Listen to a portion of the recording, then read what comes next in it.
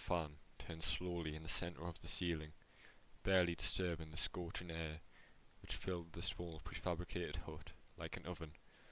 That was a quote by a one Kevin Cowdell describing the harsh environment of the North Africa campaign.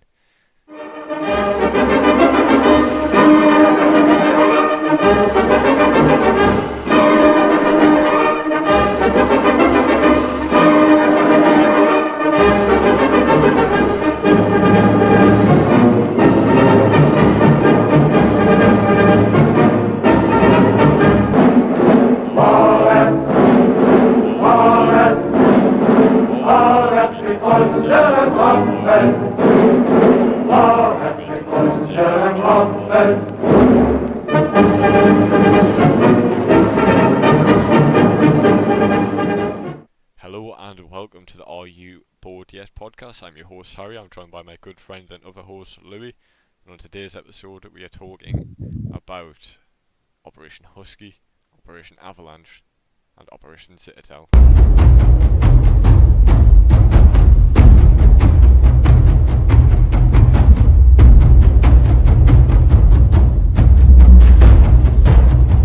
So then Louis, take it away with the demise of the Afrika Corps.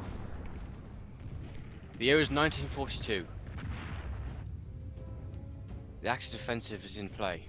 Rommel has pushed his Afrika Corps to the limits and has managed to push the British 8th Army back from Galaza back to Tobruk. In June that same year, Tobruk did fall to Rommel. It was a major Allied loss, but this did not downplay the Allied involvement. However, that next month, Rommel advances further into Egypt.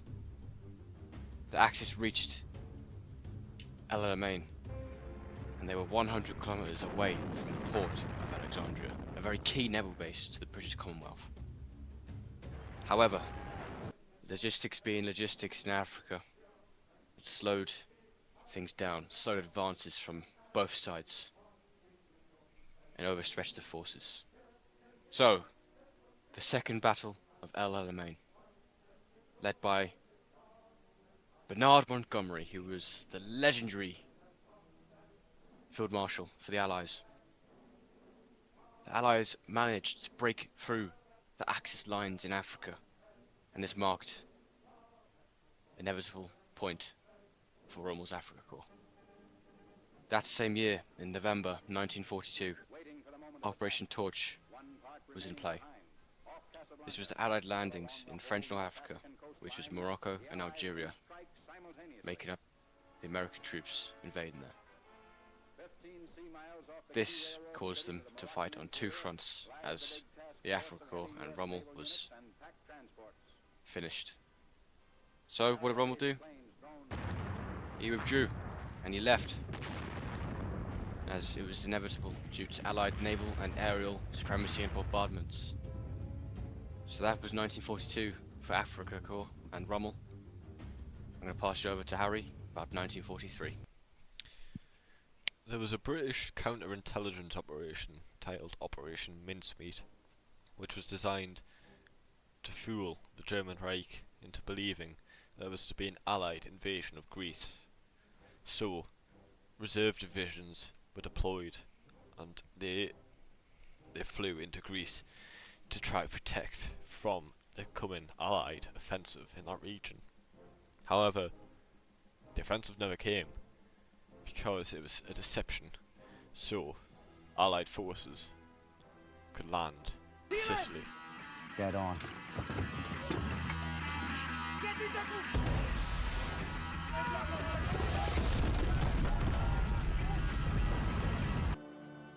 At sunset, the huge convoy gets underway. Ships extending over 1,000 square miles of the Tyrrhenian Sea.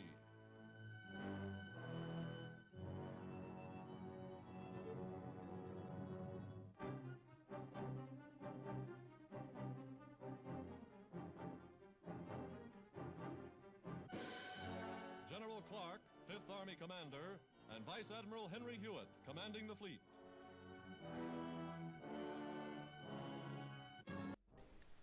But prior to this, Rommel was trapped in North Africa, in Tunisia. He couldn't maneuver his panzers around like he did in the years of 1940 and 1941. So what did he do? He withdrew himself back to the mainland German Reich, leaving the Afrika Corps to its fate. So, Operation Husky took place in July and August of 1943.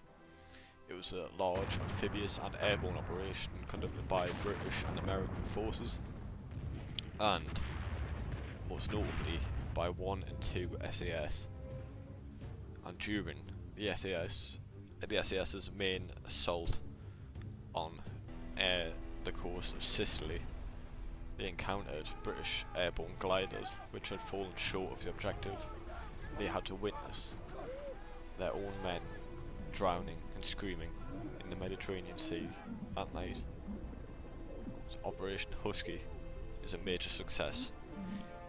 It is the beginning of the liberation of Europe.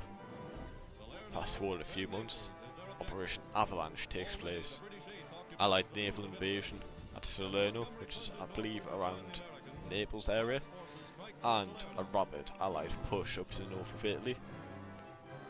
So Italian forces and whatever German forces in the region are crumbling under the might of the Allied forces. But in the meantime, the German Reich is about to suffer another catastrophic defeat. So on our previous episode on Hitler striking east, we left you off on the 5th of December 1941, where the Germans have been bogged down by Rasputitsa, the Russian rainy season, and they have been frozen in at the gates of Moscow. But in the spring of 1942, a new offensive took place. General Friedrich Paulus and his Sixth Army pushed across Ukraine, and other army groups pushed towards the Caucasus oil fields. So, with some of the Caucasus secure, it looked like the Germans might win. They reached Stalingrad, but then winter hit, and they are yet again bogged down. But it's another issue. Axis forces, the Italians and the Romanians, make up the flanks of the German front line. So the Russians exploit this. They push through rapidly, encircling the Sixth Army in the city of Stalingrad. And the Luftwaffe is apparently able to keep them resupplied. But as the Russians push further and further into German-occupied land, it is quite clear the fate of the Sixth Army is sealed. So fast forward to 1943. A bit later on in 1943, the Russians drive a bulge into the German front lines round the Kursk salient, and the Germans believe they can exploit this. Adolf Hitler calls for more Panther tanks and Tiger tanks to be produced for this upcoming offensive. You had the famous General Walter Model, who was a devout Nazi and would do anything for the Nazi party, and he believes he can pull this offensive off. And on the Russian side, you had the legendary Field Marshal Zhukov.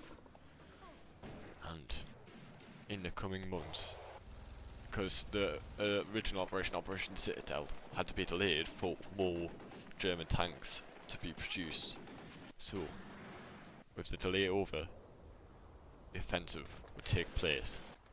However, in the north of the operation, there was some successes. However, they quickly got bogged down, and in the southern offensive, they barely moved whatsoever. And even though that German losses weren't as bad as the Soviets, they still lost this battle and were pushed further back. Because due to this offensive and operation taking place, the Germans were weakened even further. The Soviets would now push on deeper and deeper into Ukraine, capturing the city of Kharkiv. Later on, capturing the one city they so desperately tried to hold on to in 1941, Kiev. And I think that briefly covers Operation Citadel, the German failed offensive Kursk. Join us in our next episode where we discuss the liberation of France and Operation Overlord. Cling to my baby, and she clings to me.